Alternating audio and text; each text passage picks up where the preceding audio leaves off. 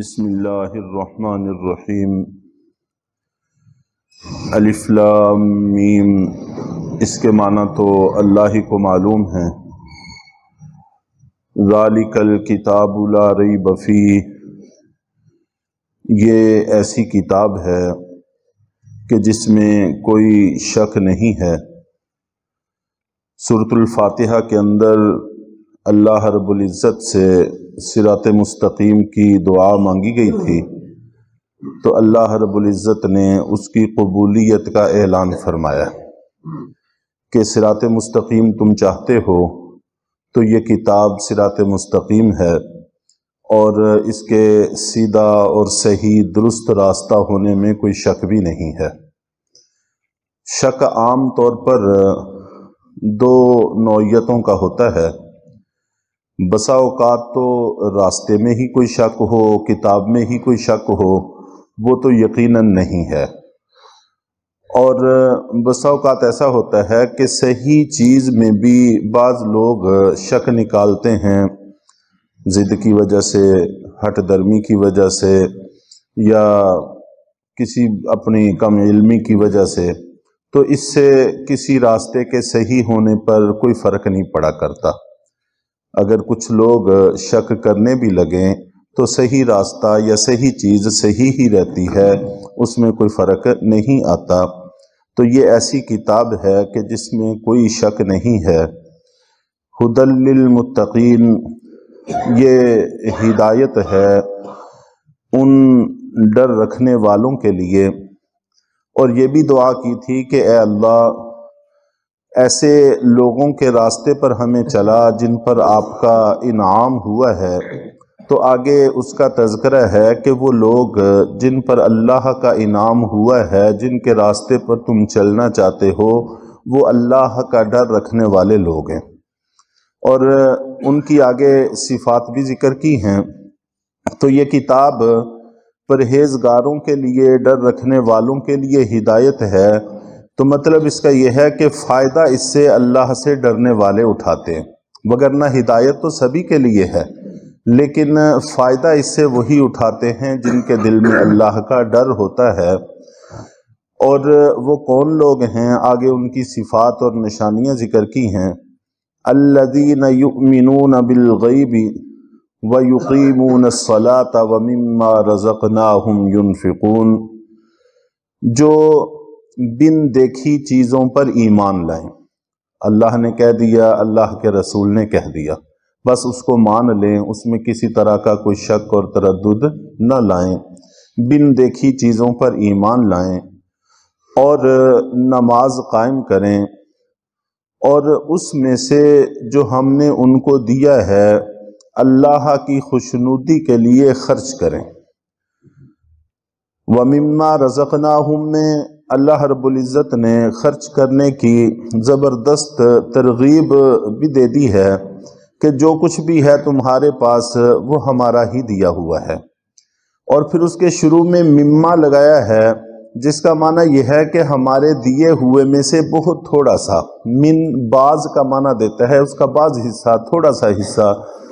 تو جو کچھ ہم نے دیا ہے اس کا کچھ حصہ اللہ کی خوشنودی کے لیے خرچ کرنا چاہیے، کرتے رہنا چاہیے۔ تین باتیں تو یہاں ارشاد فرمائیں، اور آگے بھی فرمایا والذین یؤمنون بما انزل الیک وما انزل من قبلک، اور جو لوگ ایمان لاتے ہیں اس وحی پر جو آپ پر اتاری گئی، وما انزل من قبلک، اور اس وحی پر بھی جو آپ سے پہلے اتاری گئی۔ آپ سے پہلے انبیاء کرام پر جو وحی اتری، تورات ہے، انجیل ہے، زبور ہے، اس کے علاوہ اور صحیفے ہیں، یا جو بھی وحی نازل ہوتی رہی، اس پر بھی ایمان لاتے ہیں، لیکن اس پر ہم ایمان لاتے ہیں، اطاعت اس کی نہیں کرتے۔ اطاعت صرف اس وحی کی کرتے ہیں جو نبی پاک صلی اللہ علیہ وسلم پر اتاری گئی، اس پر ایمان بھی لاتے ہیں اور اس پر عمل بھی کرتے ہیں۔ اور پہلی جو وحی حق ہے ہم اس پر ایمان لاتے ہیں، لیکن اس پر عمل نہیں کرتے، ہم اس پر عمل کرنے کے پابند نہیں ہیں۔ اور یہاں پر دو طرح کی وحی کا ذکر ہے۔ ایک آپ سے پہلے اور ایک آپ، جبکہ پہلے جتنے بھی انبیاء اکرام پر یہ بات اتاری گئی تو وہاں پر 3 باتوں کا ذکر ہوتا تھا، آپ سے پہلی وحی اور ان نبی پر اترنے والی وحی اور ان کے بعد آنے والے نبیوں پر وحی، 3 وحیوں کا ذکر ہوتا تھا۔ جبکہ اللہ کے نبی صلی اللہ علیہ وسلم کے حوالے سے جب بات ہوئی تو 2 وحیوں کا ذکر ہے، پہلی وحی اور آپ کی وحی۔ تو اس میں بڑا لطیف سا اشارہ اور اس طرف بھی ہے کہ آپ کے بعد کوئی وحی نہیں ہے، جو بھی آپ کے بعد دعویٰ کرے گا وہ دعویٰ قابل قبول نہیں ہوگا، وگرنہ جو پہلی وحی تھی اس کو تو مانتے ہی تھے، اس کا ذکر نہ بھی کیا جاتا تو گزارا ہو سکتا تھا۔ اصل مسئلہ آنے والی وحی کا ہوتا ہے کہ آپ کے بعد اگر وحی ہوتی تو اس کی تلقین ضرور کی جاتی، جیسا کہ ہم سنتے رہتے ہیں کہ ہمارے نبی صلی اللہ علیہ وسلم کے بارے میں ہر نبی نے اپنی امت کو بتایا ہے اور خبر دی ہے، اور ہر کتاب میں خبر دی ہے، بلکہ آپ کے خلفاء تک کی خبریں کتابوں کے اندر موجود ہیں، ان کی نشانیاں موجود ہیں۔ جیسا کہ آپ نے بیت المقدس کے فتح کا واقعہ سنا ہے، تو حضرت عمر ابن خطاب رضی اللہ تعالی عنہ گئے اور انہوں نے اپنی کتاب کھول کر وہ ساری نشانیاں دیکھیں، تو گویا کہ ان کی کتابوں میں آپ کے خلفاء تک کی نشانیاں موجود تھیں، تو آپ کے بارے میں کیوں ہدایات موجود نہیں ہوں گی؟ ہر نبی نے آپ کی خبر دی ہے۔ تو آپ نبی پاک صلی اللہ علیہ وسلم نے بتایا ہے کہ میرے بعد پھر کوئی نبی اور رسول نہیں ہے، اور یہاں پر بھی آپ کے بعد کی کسی وحی کا تذکرہ نہیں ہے، تو اس کا مطلب یہ ہے کہ آپ کے بعد پھر وحی کا دروازہ بند ہے، تو اس کے بعد جو بھی دعویٰ کرے گا وہ دعویٰ قابل قبول نہیں ہوگا۔ وَبِالْآخِرَةِ هُمْ يُوقِنُونَ، اور یہ لوگ آخرت پر پورا یقین رکھتے ہیں۔ تو یہ وہ لوگ ہیں کہ جن پر اللہ کا انعام ہوا ہے اور صراط مستقیم پر ہیں، ان کے نقش قدم پر چلو گے، ان صفات کو اپنے اندر پیدا کر لو گے تو انشاءاللہ العزیز تم بھی انعام کیے ہوئے لوگوں میں شامل ہو جاؤ گے۔ اولئک علی ھدی من ربہم واولئک ھم المفلحون، یہی وہ لوگ ہیں جو اپنے پروردگار کی طرف سے صحیح راستے پر ہیں، اور یہی وہ لوگ ہیں جو فلاح پانے والے ہیں۔ جن کے اندر یہ چیزیں پائی جائیں وہی لوگ فلاح پانے والے ہیں، وہی سیدھے راستے پر ہیں۔ ان آیات کے اندر ایمان کا بطور خاص ذکر کیا گیا ہے کہ بن دیکھی چیزوں پر ایمان لاتے ہیں۔ ہم لوگ اکثر 2 لفظ سنتے رہتے ہیں، ایک ایمان کا اور ایک اسلام کا، اور بسا اوقات دوست احباب پوچھتے بھی رہتے ہیں کہ ایمان اور اسلام میں فرق کیا ہے، تو اس لیے اس کو بھی تھوڑا سا ذہن میں رکھ لینا چاہیے۔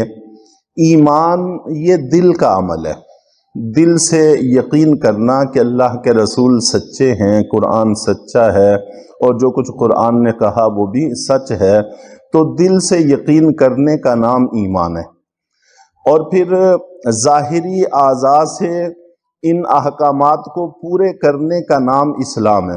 تو گویا کہ ایمان کا ترجمہ ہم کر سکتے ہیں ماننا، اور اسلام کا ترجمہ کر سکتے ہیں پیروی کرنا ظاہری اعضاء سے۔ جو ہمیں نماز پڑھنے کا حکم دیا ہم نے نماز پڑھی، ہمیں جو ہمارے دل میں ایمان ہے اس کے اقرار کا حکم دیا تو زبان سے ہم نے اس کا اقرار کیا۔ تو جو اعمال ہمارے ذمہ ہیں، فرض ہیں، واجب ہیں، نفل ہیں، ان کو ہم عملاً کرتے ہیں، تو یہ اسلام ہے۔ لیکن اسلام اور ایمان ان دونوں کے درمیان میں گہرا ربط اور جوڑ ہے۔ ایمان اسلام کے بغیر معتبر نہیں، اور اسلام ایمان کے بغیر معتبر نہیں ہے۔ تو اس کو آسان لفظوں میں یہ بھی اس سے بھی تعبیر کیا جا سکتا ہے کہ راستہ ایک ہی ہے۔ ایمان دل سے پھوٹ کر اعضاء پر ظاہر ہوتا ہے، اور اسلام اعضاء سے چل کر دل تک پہنچتا ہے۔ مثال کے ساتھ اگر ہم سمجھنا چاہیں تو یہ کہہ سکتے ہیں، جیسے ہم یہاں سے اگر لاہور کی طرف سفر کریں تو یہاں سے نکلتے ہیں تو ہم سے کوئی پوچھتا ہے کہ آپ کون سے روڈ پر ہیں، ہم کہتے ہیں ہم شیخوپورہ روڈ پہ ہیں یا لاہور روڈ پہ ہیں، اور اگر ادھر سے ہم نکلیں شیخو پورہ سے، پھر ہم سے کوئی پوچھے کہ آپ کون سے روڈ پر ہیں، تو ہم کہتے ہیں کہ ہم فیصل آباد روڈ پر ہیں۔ روڈ وہی ہے، ادھر سے آتے ہوئے ہم اس کو فیصل آباد روڈ کہتے ہیں، ادھر سے جاتے ہوئے ہم اس کو شیخو پورہ روڈ کہتے ہیں۔ تو اسی طرح ایمان اور اسلام، ایمان کا شروع کا کنارہ دل سے ہے، اور اسلام یہ ظاہری اعضاء یہ اس کا آخری کنارہ ہے، اور اسلام کا پہلا کنارہ اعضاء سے ہے اور دل تک پہنچتا ہے۔ ایک ہی راستے کے ایک کنارے کو ایمان کہتے ہیں اور دوسرے کنارے کو اسلام کہتے ہیں۔ اسلام وہ ایمان تک پہنچتا ہے، ایمان اسلام تک پہنچتا ہے۔